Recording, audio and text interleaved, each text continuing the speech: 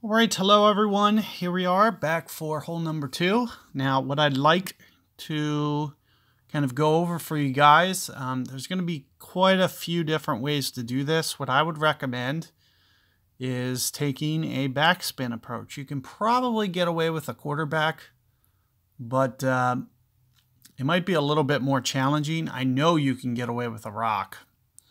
And you can definitely get away with a Thor's hammer too. Thor's is probably actually going to be the safest of all the bunch.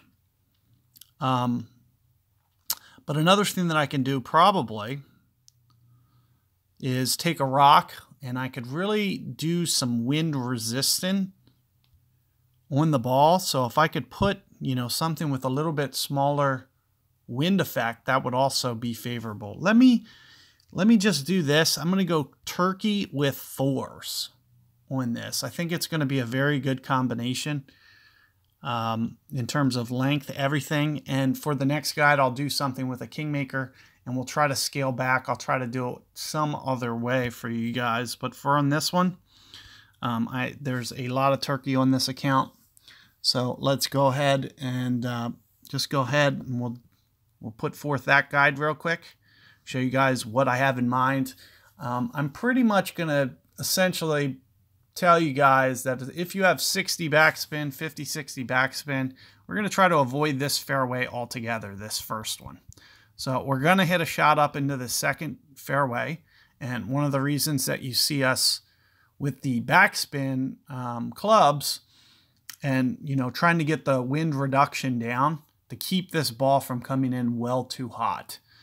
So all you'll really need is about 60. So I'm just gonna, I'm gonna try to stay true to that. And I'm only gonna use so much, even though my Thor has potential, I might want to recommend that you guys actually maybe use 7.5 bars just to be a little bit more cautious with the way that you can go about doing it. However, just to stay true to guys that might have a Thor 3 or a Thor 4, at least you could still probably get out very similar. It might need full OP. You can see I'll probably need just a little bit. You can see I'm probably, 8, 9 rings from the fairway. I'm probably going to use some power here. And as I mentioned, I'm going to do that 6.5, which is essentially max. And we're just going to aim for that right-hand side. So keep in mind, I'm aiming towards the middle of the fairway, but I expect it to deflect over here with the curl. So do keep that in mind. You can see with what I'm doing with my overpower. And I did hit it out towards the left. Probably not what you want. But nevertheless, you can see I still get it to land on the fairway. And we give ourselves a very easy pitch. You do want to just avoid the mistake, and you can see how easily we're going to be able to do that with a turkey ball. Keeping that wind down is going to keep this ball very controlled. And, take some tries at it because you'll see what I'm talking about.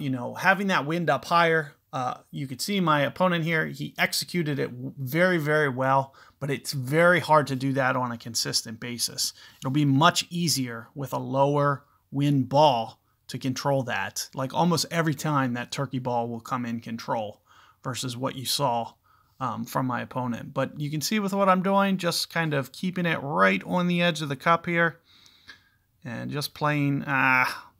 Great ball might end up costing me. It might be too much wind with that great ball. So I kind of knew that I did that. That was a big mistake. But I was just trying to kind of cheat the edge of the cup. And the great ball there, I could have probably great left it. I would have been okay. I knew I was playing a lot of wind there, but I just wanted to kind of emphasize that for you guys as to what you needed to do. An Endbringer probably would have lipped in there. If you guys had a very similar Endbringer 7 shot, that would have probably actually still caught the edge there.